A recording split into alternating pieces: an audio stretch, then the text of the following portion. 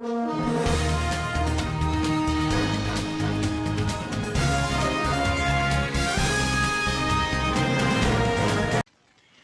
morning, Dr. Barry, London News, Melbourne. Another update from Alan Jones at Sky News. They went to the place where they made that movie Groundhog Day in Pennsylvania, and it's a very interesting interview with the people in that town who decimated until Donald Trump got in and reopened the mines. Now that town is really doing really well. People are very happy, and they're all voting for Donald Trump. It's well worth watching. Good news is, again, the next video I'm putting up is on fines. It's an old video made by a very enthusiastic young man here in Melbourne who went to a lot of details and undercover work in Fines Victoria with civic compliance. Back then, it's the same thing. They changed the name and forgot to register it. But anyway, that will be the next video going up. Anyway, have a look at Alan Jones again. Very interesting stuff.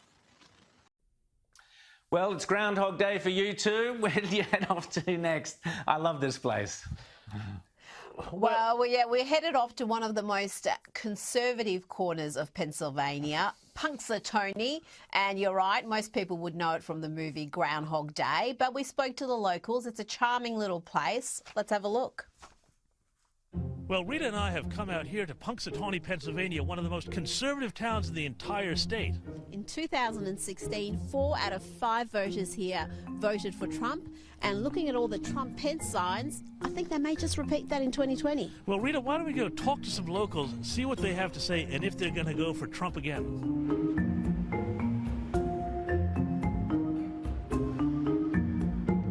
Hello, my name's Jim Chase, and I'll be voting for President Trump. I think Trump is doing a fantastic job, and I think we'll see that he's won the election. Maybe not Tuesday night, but I think we'll see that he has won. I've been afraid with this on my window because I thought, oh my gosh, they're going to come and scratch my car, or my kids were like, Mom, are you sure you want to put that on there? I said, yes, I do. I'm behind Trump, and I want to show people I am.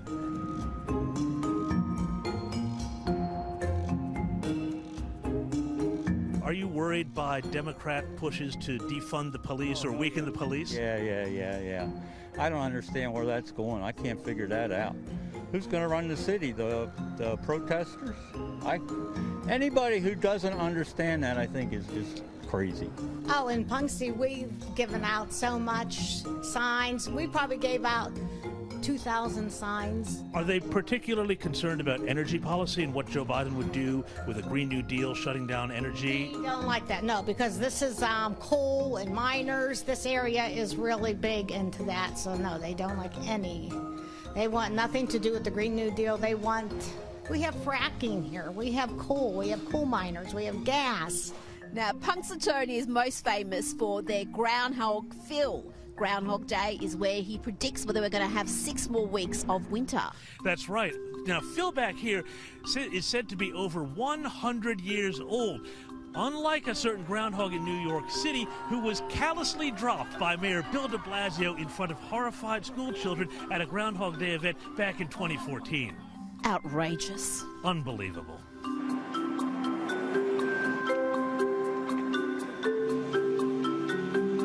Let's just hope Trump wins. That's all I can say. I know he's a lunatic, and I know he's not a politician, but he is fairly smart on what he's doing and what he wants. So I voted for him first one time, and I'll vote again. I think he did a fantastic job, and I hope we have another 4 years of Trump. What sort of a president do you think Joe Biden would make? Terrible. He needs to stay in his basement. What I've noticed most is people are really talking about the issues here. It's not just anti-particular candidate, it's about the issues. I was really struck by how many people had real concerns about the military, about jobs, about energy, about infrastructure, and about borders. What do you see as the big issues in this election? The economy, and, people are on him about the virus thing, and it said it's not his fault. It's you got to take its course. What are you going to do? The main issue is getting our economy running again. getting our borders up and the illegals taken care of in this area. I don't understand where this country's going. I can't understand how they're letting the illegals in. Now Biden wants to give them health care, Social Security benefits, all that. I don't understand it. How's he going to pay for it? He's going to cut defense, and he's going to cut police.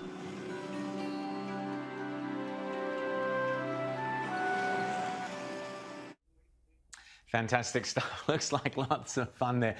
James and Rita, how serious? And a lot of these people seem to be wearing the masks and seem to be quite, on both sides of politics, concerned about the health risks. How strong is that in the States at the moment? How much are you feeling it on the ground? Well, everywhere in Pennsylvania, indoors, people wear masks. And surprisingly, I was surprised, outdoors, most people wear masks, particularly in the big cities like Pittsburgh. New York, everyone wears masks, indoors, outdoors, wherever you are. So mask wearing is enormous in the US, everywhere we've been so far. Yeah. And of course, if you're, at airports, anywhere indoors, it's a requirement. Often won't be allowed through the door if you don't have a mask. Well, that's right. And it's interesting too, because I think there's a lot of people on the left who like to say, oh, well, people on the right, they're denying the seriousness of the virus. They're not taking it seriously. They're being, COVIDiots or whatever moniker they want to give them. But no, everybody we saw, they all respected social distancing. They all wore masks because that was the rule. Nobody was saying that coronavirus wasn't a serious problem. Nobody was saying, it was just the sniffles. A lot of these people, obviously, that we saw, they were in elderly groups, they were in, high-risk groups for the disease. So they're all taking their precautions. But I think what they're all saying is they do not want to go down, the road that Britain and our friend Lawrence Fox has gone down here, which is, more and more lockdowns. And the people here that we just saw in this package, they are the people who, what you were talking about, they would be absolutely done out of their livelihoods and out of their, entire way of life by this Build Back Better thing that you were talking about as well.